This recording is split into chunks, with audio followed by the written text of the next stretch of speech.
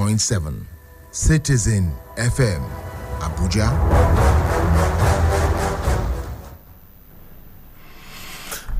Good afternoon and welcome to the Citizen FM News at noon. I am Lawrence Umoite.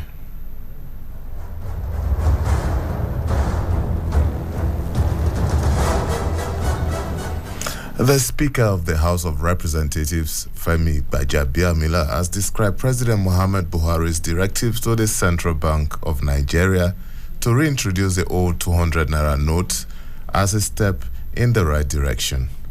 However, the Speaker said the President's directive falls short of the Supreme Court order that the old currencies remain legal tender pending the adjudication of a pending suit brought by the state governments on the legality of the policy and its implementation.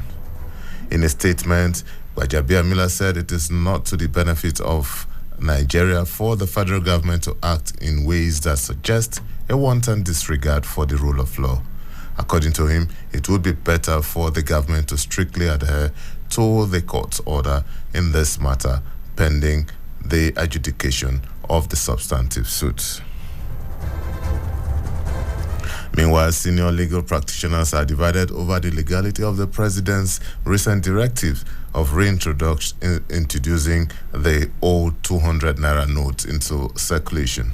Lagos lawyer and human rights activist Femi Falana urged the federal government to comply with the judgment of the Supreme Court, which ordered that old notes remain legal tender without further delay.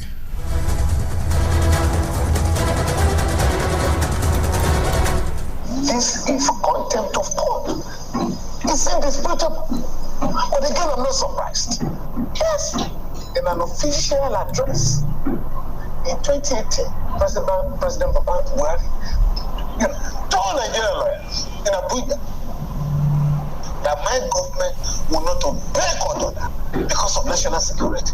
His Attorney General, Mr. Abubakar Malami, has repeatedly insisted that this government will not obey all court orders, again, on account of national security.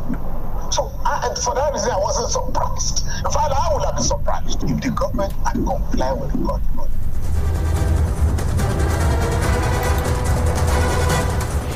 Another senior lawyer, Professor Paul Ananaba, described the action of the president as an affront on the judiciary.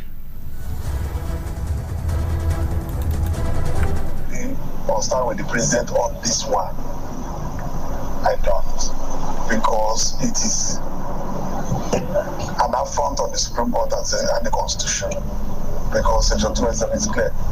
You have to obey the orders of the Supreme Court. And who is the executive that will enforce the judgment of the judiciary?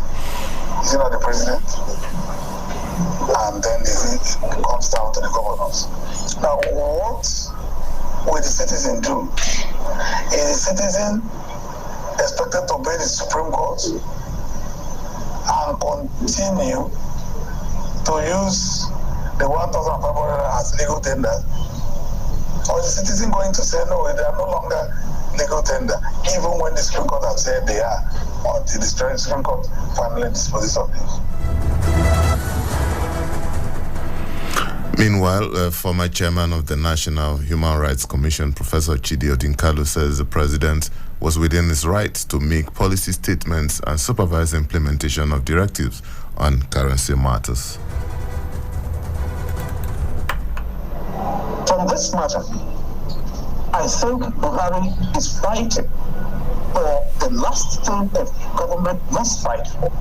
And on that, he is well within his rights to do so.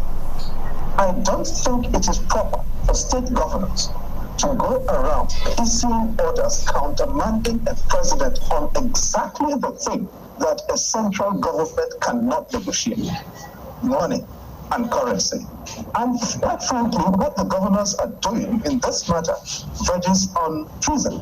You cannot be telling a president to yield up his authority over currency systems. That is not negotiable at all.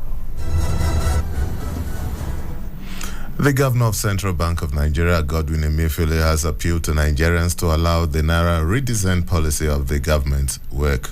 Speaking with newsmen after meeting with President Muhammad Buhari and House ad hoc committee on Naira redesign and swap policy at the State House, the CBN governor said allowing the currency swap to work will go a long way to help the nation's economy.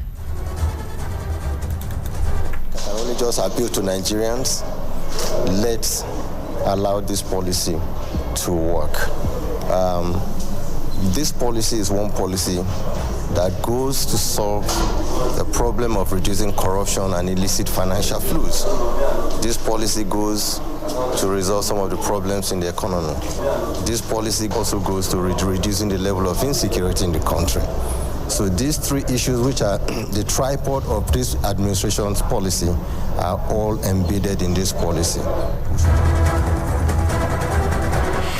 Also speaking, Chairman of the House Special Ad hoc Committee on Cashless Policy, Ado Dogowa, emphasized that going into election without hard cash will put members of the National Assembly at a disadvantage irrespective of political party they belong. Vote buying question, like you said, I want to tell you without any equivocality that I, the Ado Dogowa you know, who has won elections 7 times, and that I belong to the ruling APC proudly. No one of us in the APC, and I believe even in other parties, is out to buy votes. But you must also take into cognizance that there is a clear-cut provision in the Electoral Act which provides for the amount of money needed for every political office holder to take during campaign to use. A member of the House of Representatives is expected by law to have not more than 70 million naira to conduct his elections and whatever, logistics and other things. 70 million naira cash by law. Citizens FM's Omole Timothy reports that the House of Representatives is currently on break for the 2023 general election, but the ad hoc committee is mandated to continue to interface with the CBN. To election matters now, British High Commissioner to Nigeria, Katrina Leung, has urged political parties to accept and respect the result of the forthcoming 2023 general elections and refrain from actions that would instigate post-election violence. She made this known while addressing newsmen on Thursday in Abuja, noting that the United Kingdom is fully in support of Nigeria's political process. The Inspector General of Police, Usman Baba, says the Nigerian police force will deploy over 310,000 personnel to ensure a peaceful and secure atmosphere across the nation. Inspector General of Police made this known during the 66th session of the State House briefing on Thursday, while highlighting the plans and processes being put in place by the force.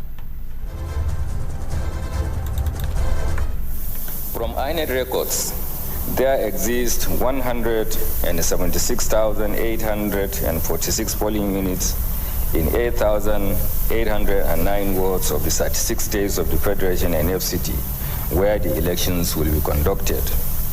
The Nigeria Police, with support of other security agencies, have perfected plans to deploy in a coordinated and collaborative manner to cover all these locations. The deployment will cover the National Collation Center in Abuja, as well as other collation centers across the states of the Federation, the FCT, and the 774 local government areas of the Federation. In view of the above, the Nigeria Police will deploy 310,973 personnel. The IGP highlighted challenges that may affect the elections, to include fuel scarcity, availability of funds, and subsequent attack on critical infrastructure, as well as INEC facilities. Much as the Nigeria Police has perfected plans to engender a peaceful electoral process, the following have been identified as possible challenges. 1. Continuous and targeted attacks on INEC facilities by subversive anti-democratic elements. 2. Activities of terrorists, bandits, and secessionists and self-actualization elements. Correspondent Omole Timothy reports that the Inspector General of Police also issued a strong warning to anyone who plans to disrupt the country's general elections. The Policy and Legal Advocacy Center has launched an Electoral Act app. Executive Director of PLAC, Clement Nwankwo, spoke at the unveiling of and dissemination of the EU-funded Electoral Act web, said it was to keep Nigerians informed about the 2023 general election. The 2023 general election, according to Nwankwo, will mark a significant turning point in the development of Nigeria's democracy, and the provisions of the 2022 Electoral Act have made it even more crucial for voters to be familiar with the technology that will be employed. The United States government has returned $954,000 stolen by former governor of Bayelsa State, Depriye Alamesea, to the state government through the federal government. U.S. Ambassador to Nigeria, Mary Beth Leonard, announced the development at a press briefing on Thursday in Abuja. She said the official salary of the former governor during his tenure as a public servant from 1999 to his impeachment in 2005 did not match the said amount.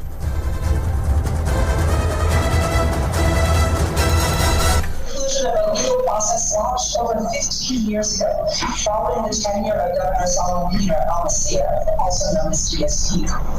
During his tenure as a public servant from 1999 until his impeachment in 2005, DSP's official salary did not exceed the equivalent of about $81,000. The Nigerian Red Cross Society is launching an emergency appeal in aid of victims of the Turkish-Syrian earthquake. National President of the Nigerian Red Cross Society, Prince Oluyemisi Adetayo, who announced this at a media briefing in Abuja, said efforts are carried out with its movement partners, the International Federation of Red Cross and the International Committee of the Red Cross. He revealed that the resources collected will be sent to aid the Turkish-Syrian earthquake efforts currently going on. Expected to rise as rescue workers and the local population still search survivors under the rubble of crushed buildings. Search and rescue operations are still on, with plans in place for recovery operations to follow. Humanitarian actors, led by the government and the two countries' Red Crescent societies, and the front line supporting the affected communities, regardless of the challenges they encounter and the limited means and resources. The National Hajj Commission of Nigeria has said that the February 28th deadline for the remittance of 50% deposit of 2022 allocation remains sacrosanct. According to a statement by the Commission's Assistant Director of Information and Publication, Mausa Obandawaki, states states who fail to comply shall forfeit their allocation or be reduced. And for some foreign stories now, the foreign ministers of Mali, Guinea, and Burkina Faso are in Ethiopia's capital, Addis Ababa, ahead of an African Union summit to lobby to be let back into the organization.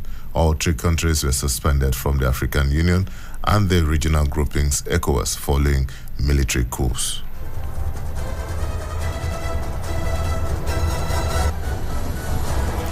And for some sports stories now, Barcelona and Manchester United shared a gripping 2-2 draw at Camp Nou on Thursday as the two European heavyweights traded blows in an intense Europa League playoff first leg. Marcos Alonso sent Barcelona in front with a header, but the superb Marcus Rashford drilled home to level for the visitors and help force an own goal.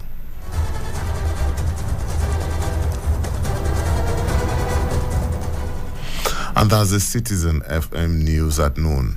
I'm Lawrence Omoite.